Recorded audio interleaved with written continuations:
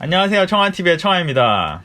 오늘은 조금은 무거운 이야기를 해보려고 하는데요. 최근에 유니클로의 제품이 택가리가 되어서 국내 업체인 엠플레이그라운드에서 판매가 되었다는 소식이 들리면서 많은 분들께서 혼란스러워 하시고 이 시국에 이럴 수 있냐면서 되게 배신감도 많이 느끼고 그런 분들이 많으셨는데요. 저도 최근에 그 정보를 접했는데 택가리 자체는 패션계에서 조금 흔하다면 흔할 수도 있는 일들이라서 그런 일이 있었구나 하고 넘어갔는데 궁금해하시는 분들이 많아가지고 영상을 제작하게 되었고요. 오늘은 간단하게 택가리는 어떻게 하게 되는 건가, 왜 하는 건지, 그리고 클린 어벤져스라는 유튜버님께서 처음 영상 업로드 해주셨는데 거기서 통화를 하는 과정에 엠플레이그라운드 직원분께서 그 상황을 제대로 알지 못했다라고 하는 내용이 있어요.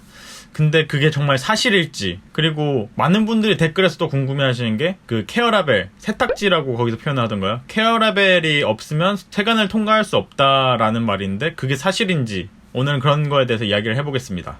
영상을 시작하기 앞서서 간단하게 제 소개를 해드리려고 해요. 얘가 도대체 뭐 하는 놈이길래 이렇게 감히 말할 수 있느냐 라고 해서 간단하게 제 소개를 하자면, 저는 모 국립대 의료학과를 졸업했고요. 학교를 다닐 때도 학점 관리도 열심히 했고, 뭘 만들어 오라고 과제가 주어지면은 한 개를 만들어 가면 되는데 맨날 2개씩 만들어 가가지고 교수님들은 참 좋아하고 다른 학우들은 저 새끼 열심히 학교 생활을 했던 한 학생이고요. 삼성패션연구소 모니터 요원으로 2년 동안 또 활동한 경력도 있고요. 공모전도 나오고 콘테스트도 나가며 하면서 상도 받은 게 있고요. 복식문화학회에서 업사이클링 관련된 공모전에서 대상을 받은 적도 있고, 교내에서 하는 각종 공모전도 나가서 상도 많이 받았고, 그렇게 4학년을 마치고 서울 올라와서 의류회사를 들어가서 푸마 디자인팀에 들어가거든요. 그래서 거기서 조금 일을 배우다가 디자인팀 막내로 일을 하니까 솔직히 저는 빨리 배워서 나와가지고 제 이름으로 브랜드를 차리는 게 제 꿈이었거든요. 그런데 회사 막내로 일을 하다 보니까 배우는 것도 많지 않고 너무 단순 노동을 하길래 고민을 하다가 빠르게 퇴사를 결정하고 나와가지고 나우앗이라는 브랜드를 시작해서 지금 3년 정도 운영을 했고요. 운영을 하면서 디자인이나 생산, 촬영, 편집, 영상 편집 관련된 걸 제가 모두 다 관리를 하다 보니까 나름 제 동년배 디자이너들 중에서는 지식이 꽤 많다고 생각을 하고, 그리고 어차피 아무리 열심히 일을 하고 많은 지식이 있어도 옷의 분야는 생각보다 굉장히 넓습니다. 그렇기 때문에 저도 상도 많이 받고 학교 생활도 열심히 하고 일도 꽤 했는데 불구하고 모르는 게 꽤 많고요. 그렇게 옷이라는 게 너무 복잡하고 잘 알지 못하는 상태로 옷이라는 걸 하는 분들이 많고, 저 역시도 모르는 게 많을 수도 있고, 그렇기 때문에 이런 사고가 일어나지 않았나 싶습니다. 어쨌든 제 소개는 이렇게 간단하게 하고요. 클린 어벤져스님의 영상을 보면서 느낀 게, 일단은 대처가 너무 미흡했다라는 생각이 들었어요. 보통 식품 쪽 이런 데는 사고가 일어나면은 그런 사건의 전담팀이 나와가지고 정신적으로든 물질적으로든 피해를 바로 보상을 해준단 말이에요. 이게 택가리는 어쨌든 잘못된 거잖아요. 그런데 식품 쪽에서는 그런 택가리가 아닌 그냥 100만 개 중에 한 개 실수로 나온 제품에 대해서도 바로 그런 전담팀이 와가지고 진위 확인을 거친 후에 잘못된 게 맞다고 판단될 경우, 제가 들은 바로는 과자를 한두 박스를 갖다 주고 금액적으로도 적당히 보상을 해준다고 들었어요. 어쨌든 그렇게까지 대처를 하는데, 국내 의류기업들은 최근에 그 큰 사건 있었잖아요. 곰팡이 즙 사건. 그 사건 때도 잘못을 미루고 자기의 잘못이 아니다 이런 식으로 계속 가다가 결국은 최근에 판매 정지를 먹은 걸로 알고 있거든요. 어쨌든 그런 식으로 대처를 미흡하게 너무 한 게 아쉽고요. 엠플레이그라운드에서도 이 사건을 해결하기 위해서 이렇게 사과문을 올렸는데, 지금 시중에 나와 있는 그 상품의 전량을 회수하고, 그리고 구매하신 상품에 대해서는 반품도 진행하고 있다고 들었어요. 근데 그 대처가 너무 미흡했다라는 말이 또 댓글에 있긴 한데, 어쨌든 이야기는 양쪽의 이야기를 다 들어봐야 되잖아요. 그래서 일단 택가리에 대해서 이야기를 쭉 해볼게요. 우선 택가리를 왜 할까요? 몇 년 전에 택가리가 이제 뉴스에서 나와가지고 대중들이 알게 되는 일이 있었거든요. 동대문의 제품이 백화점 브랜드에 납품이 되어서 택가리가 된 상태로 판매가 된다 라는 내용의 뉴스였어요. 무슨 말이냐면, 동대문에서 이제 도매가로 팔리는 상품들은 보통 1.5배수에서 2배수가 되어서 소비자들에게 다 간단 말이에요. 제가 니트를 3만원 샀다 치면 2만원에 납품이 되는 거예요. 그럼 2만원 원가인 상품을 백화점 브랜드가 가져간 다음에 그거를 7만원, 8만원에 판다라는 거죠. 정확한 원가와 판매가의 배수에 대한 이야기는 제가 조만간 영상을 만들 예정이거든요. 그러니 구독과 알람 설정 해주시면은 나중에 업로드 됐을 때 확인할 수 있으시고요. 어쨌든 동대문에서 싸게 팔리고 있는 옷이 백화점에 택만 바뀌어가지고 팔리고 있다는 거죠. 의류회사를 다니고 있는 친구들한테 택가리를 해? 라고 물어보면 있기야 있지 라고 말하는 정도예요. 정확히 이야기하기가 좀 꺼리는 소재긴 한데 뭐 실제로 택가리를 하는 경우도 있겠지만 동대문에서 도매를 하고 계신 분들께서 일부러 우리 거 백화점에 납품도 되는 상품이야, 어딘지 말을 못해도 우리 거는 택가리 돼서 들어가는 상품이야, 이런 식으로 말을 한다는 거예요. 이게 무슨 말이냐면 실제로 백화점에 납품이 될 수도 있지만 그 말인즉 우리의 상품 퀄리티 되게 좋아, 백화점에 납품이 될 정도로 상품이 되게 좋은 거야 라는 거예요. 그러니까 동대문 업자들이 실제로 백화점에 택가리 돼서 납품이 되지 않는데도 그냥 자기 상품 좋다고 그냥 그런 식으로 말을 한다는 거죠.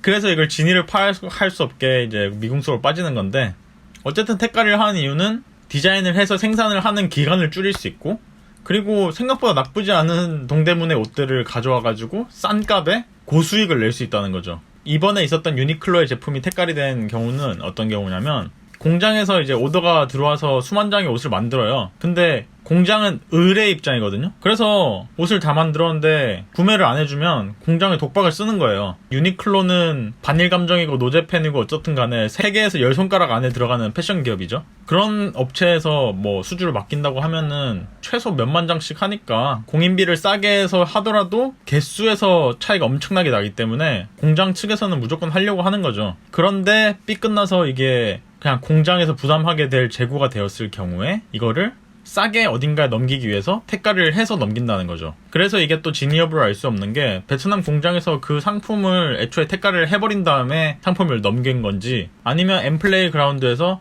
유니클로의 제품이 택가리 되는 걸 알았는지, 이거는 또 사실 알 방법이 없어요. 보통 이제 택가리를 하게 되면은 그 본 라벨이 박혀있는 유니클로 측과 그리고 이제 택을 갈게 될 다음 브랜드 측이 보통은 서로가 그렇게 알아야 된다고 하는데, 옷이라는 게 가라로 진행되는 게 굉장히 많거든요. 그래서 사실상 이거는 누구의 잘못인지는 정확히는 알 수 없고요. 그리고 유니클로의 제품을 구매했다라는 거는 조금 말이 안 되는 게, 엠플레이그라운드가 유니클로에서 상품을 사온 게 아니고 유니클로에서 상품성을 포기한 상품을 가져온 거예요. 그렇기 때문에 사실상 이게 노제팬과는 무관한 내용이에요. 그래도 그 택을 뜯었는데 택가리 됐다는 것 자체도 좀 배신감이고, 택가리가 되었는데 그 본래 상품이 유니클로였다는 사실이 되게 열받는 거죠. 그러니까 택가리 했는데, 택가리가 도대체 뭐냐면 라벨을 택이라고 말해요. 이게 메인 라벨, 그리고 이게 포인트 라벨, 그리고 안쪽에 이제 세탁 관련된 거 적혀있는 이게 케어 라벨이라고 하거든요. 이 케어 라벨이 딸려 있었다 해서 이번에 문제가 된 거고요. 어쨌든 이런 택을 뜯어가지고 새로 판매될 브랜드의 택을 붙이는 그걸 택을 간다고 해서 택 가리라고 해요. 실제로 공장에 맡기면은 장당 100원, 200원이면은 갈아주는 걸로 알고 있고요. 저희 공장 사장님한테도 한번 여쭤봤는데 뭐 네케어 하시진 않지만 하는 경우가 있는 것 같더라고요. 뭐 정확히는 잘 모르겠습니다. 다들 이거는 약간 시시하면서도 다들 많이 한다고만 알고 있는 내용들이라서, 어쨌든 그래서 그 영상에서 직원분께서 유니클로의 상품인지 몰랐다라고 하시는 내용이 있는데 실제로 모를 수도 있고요. 사실상 그 체계라는 게 국내에 있는 어느 의류 브랜드를 가도 우리 책에 정말 잘 잡혀있어 라고 말하는 브랜드는 잘 없어요. 제가 의류학과를 졸업했으니까 친구들이 다 의류 쪽에 일할 거 아니에요. 근데 그 친구들하고 이야기를 하다 보면 일을 하면 할수록 체계가 안 잡혀져 있어 라는 게 제일 말이 많아요. 저는 회사를 빨리 그만두고 나오면서 제 브랜드를 차리면서 체계가 완전히 잘 잡힌 회사를 만들어야겠다라는 게 제 목표였는데, 사실상 그 체계가 완전히 잘 잡힌 회사라는 게 존재하지 않고요. 그렇게 큰 기업들이 그런데 작은 기업들은 어떠겠어요. 정말 체계라는 게 없어요. 그냥 디자이너가 생산까지 다 하고 있고, 디자이너가 갑자기 판촉팀에 관련된 거 만들어주고 있고, MD는 뭐든지 다 한다의 약자라면서요. 그 정도로 일들이 체계가 안 잡혀져 있어요. 그렇기 때문에 그 통화를 할 때 직원분께서 약간 당황을 하면서 이야기를 하는 부분이, 유니클로의 제품이 들어왔다는 사실을 안 게 아니고 택가리를 했다는 사실 자체는 알았겠죠. 그 사실에 대해서 자기가 통화로 저희 택가리 했어요 라고 말할 수 없기 때문에 당황을 꽤 하신 것 같고, 안타까운 현실입니다. 어쨌든 그래서 그 세탁지라고 말하는 그게 없는데 통관이 될 수 있느냐에 대한 문제는 일단 없다예요. 제가 알기로는 케어라벨에 있는 성분 표시하고 뭐 폴리에스터, 면 뭐 이런 거 있잖아요. 그런 거와 생산지가 있어야 이게 통관이 되는 걸로 알고 있거든요. 나라마다 다 다르긴 한데 최소한 메이드 인 뭐 베트남, 메이드 인 차이나, 메이드 인 코리아 이런 거는 있어야 통관이 가능한 걸로 알고 있어요. 그런데 또 웃긴 게 판매된 상품을 보면 메이드 인 비엔남이라고 적혀 있죠. 그래서 이쪽은 또 법 쪽이나 뭐 세관 쪽이라서 이쪽은 제가 잘 몰라서 전문가님들 또 아시는 내용 있으면은 댓글 한번 남겨주시고요. 케어라벨이 없는 상품을 하다가 걸리면 벌금이 어마무시해요. 그렇기 때문에 그 1,900원에 팔려면은 원가가 얼마겠어요. 그 원가 얼마 하지도 않는 옷을 넘기다가 벌금 물려고 그렇게 모험을 하진 않았을 거고요. 그리고 택가리 자체는 사실상 법적으로 처벌을 할 수가 없어요. 간단하게 네이버에 택가리 법적 문제 뭐 이런 식으로만 검색을 해봐도 지식인의 도매 상품 떼와가지고 떼가지고 저희 거 붙여가지고 팔아도 상관없나요? 이런 질문들도 있고 답변도 상관없습니다. 이런 답변들도 있어요. 소재에 관련된 성분표와 생산지 메이드 인 차이나인데 메이드 인 코리아로 바꾼다든지 뭐 그런 것만 바뀌지 않는 이상 택가리 자체는 불법이 아니고요. 윤리적인 문제일 뿐이에요. 그게 정말 안타깝긴 하죠. 그런데 저는 이게 엠플레이 그라운드 하나만의 문제라고는 생각하지 않아요. 국내 의류 기업 전체가 문제고 국내 의류 기업을 또 넘어서 모든 패션계가 문제고 자 생각을 해보세요. 뭐 상황이 어떻게 됐든지 간에 일단 유니클로의 제품을 베트남 공장에서 떠안게 됐어요. 유니클로에서 공장에 어떻게 보면 갑질을 하게 된 상황이죠. 그래서 공장에서는 그 상품을 빨리 처리하지 않으면 공장에 다니고 있는 직원들한테 월급을 줄 수 없고 위기가 찾아오는 거예요. 그래서 그 상품을 팔기 위해서 진위 여부가 어떻든지 간에 베트남 공장에서 택가리를 했든 엠플레이 그라운드에서 택가리를 의뢰를 했든 어떤 식으로든지 간에 택가리가 진행됐고요. 택가리를 진행한 상품을 이제 엠플레이 그라운드에서는 판매를 한 거예요. 근데 엠플레이 그라운드에서 왜 그렇게까지 했느냐? 소비자가 싼 상품을 찾으니까. 요즘 하이엔드급 브랜드가 아닌 이상은 약간 가격대 있는 브랜드들 장사 다 잘 안 돼요. 제가 창업을 한 이래로 동대문에 원단 업체가 사라진 게 몇 개인지 모르겠어요. 자, 정말 여기저기가 많이 힘들거든요. 경기가 안 좋아서 원단 업체 망하고 공장 망하고 브랜드는 새로 생겨났다 없어지기를 계속 반복하고 있고 그렇게 경제가 어려우니까 SPA 브랜드나 저가형 브랜드가 살아남을 수밖에 없는 형태가 되는 거예요. 자, 이렇게 순환이 도는 거죠. 소비자가 싼 상품을 찾는다. 싼 상품을 팔 수밖에 없다. 싼 상품을 가져와야 한다. 공장에 갑질을 해서라도 상품을 싸고 질 좋게 만들어야 한다. 이게 그렇게 계속 악순환인 거예요. 경제가 안 좋으니까 소비자는 싼 상품을 찾고 업체에서는 싼 상품을 팔기 위해서 어떻게든 싸게 만들어야 되고 공장에 갑질을 하게 되는 거고 공장에서는 그걸 팔기 위해서 갑질을 당해도 어떻게든지 자기들이 살아남기 위해서 어떤 식으로도 또 물건을 만들어서 팔아야 되고 얽히고 설키고 돌면서 지금 이런 상황이 온 거예요. 원인이란 건 결국 뭐 경제 침체가 문제겠지만 이거는 저희가 어떻게 해결하겠어요 지금. 그래서 저는 최근에 악플 때문에 안 좋은 일들 되게 많았잖아요. 그래서 서로 비방하는 일은 좀 없었으면 좋겠고 특히나 한국 안에서 엠플레이그라운드에서 뭐 유니클로 상품 팔고 싶어서 했겠습니까? 뭐 경제 성장을 하지 못한 사회도 문제고 비윤리적으로 택가리를 하게 된 상황도 문제고 싼 상품만 찾는 우리들도 문제예요.